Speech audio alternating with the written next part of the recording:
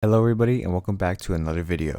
Now I'm sure most of you guys have taken a picture, whether it's a disposable, on your phone, or maybe an old digicam that you found in your dad's basement. And it doesn't even have to be about photos, it could be about video recording too. The point is, sometime in your life you have taken a photo or taken a video, but has there ever been a point where you just want to take it a step further?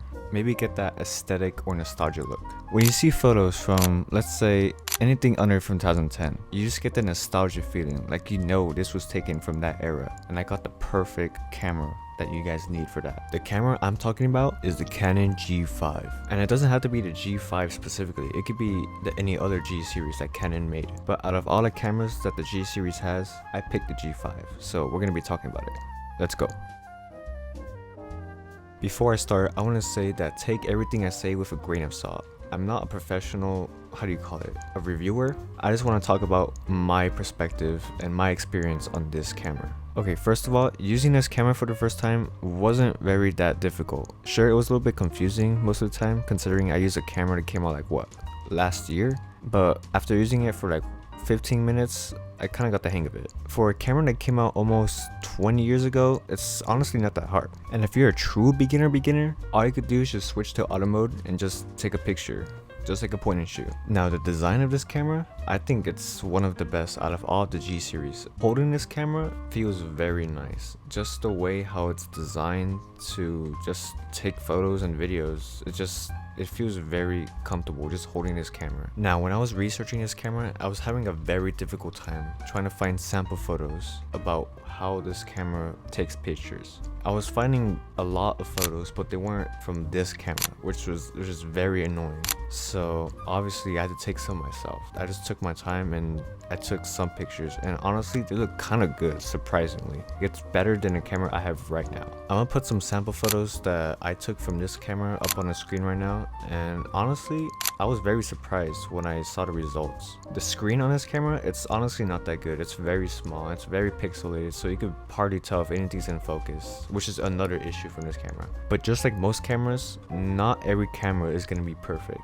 Actually, no camera is perfect. There's always gonna be some type of flaw that's in the camera, which is kind of annoying, but I kind of understand why. Every camera is going to be different, so I suggest doing some research and just mess around with the camera and see what you like and see what you don't like, and soon enough you'll find a camera that's best for you. Okay, now back to the G5. If you're looking for a camera that gives off nostalgia and aesthetic quality photos, this is the type of camera that you want. Now I'm gonna be honest, the video quality on this camera is not that good. I have an example right here.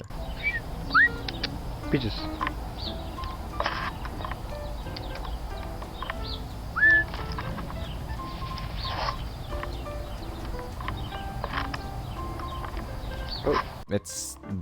It's not detailed at all. It gives off like what, 380p or something like that? I honestly don't know. But if this is your type of style of video quality, then I recommend getting this camera. But if you want a camera that gives good photos and good video quality, then I recommend getting the cameras that came after this camera, like the G6, G7, G8, G9, G10.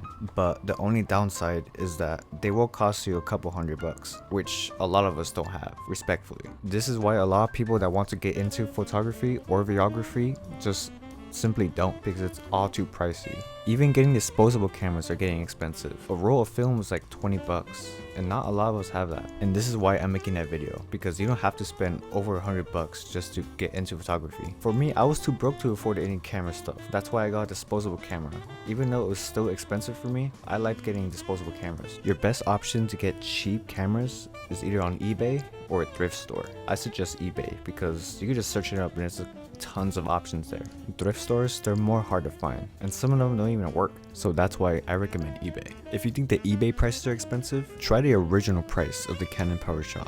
Sold for almost $800, and the price that I got my camera is $80, which is like 1,000,000,000% off. Then again, it was sold in 2003, so maybe it made sense back then. This is irrelevant, but just thinking about how this was sold in 2003, this was sold probably like in Walmart or something like that. So just like imagine just people walking around, people buying this camera or just looking at it. It's truly remarkable how we're pretty much time traveling. Back when Walmart wasn't ghetto, back when the McDonald's actually tasted good, back when they used a smiley face, back when they had that big ass M, and then back when they had the freaking fish. Okay, now I'm getting off topic again. I know I really didn't say much about this camera other than the looks or how I feel about it, but most of it's up to you if you guys decide to buy it. For example, when I did my research, I read somewhere that the picture quality won't be that good, but when I took photos myself, it blew my mind, literally. It just goes to show that it doesn't matter what kind of camera you have. As long as you're good with it, it shouldn't matter, depending on how much the camera was. In conclusion, if you want to get into photography, you should definitely give this camera a chance. It will change your mind. Again, it's under $100. I know some might sell for a higher price, but you just gotta look deeper. I got very lucky, and you might too. Thank you so much for watching this video, and thank you so much for giving me 100 views on the last video I posted. I'll definitely make another one soon. I don't know when, but it'll be soon, hopefully. Goodbye.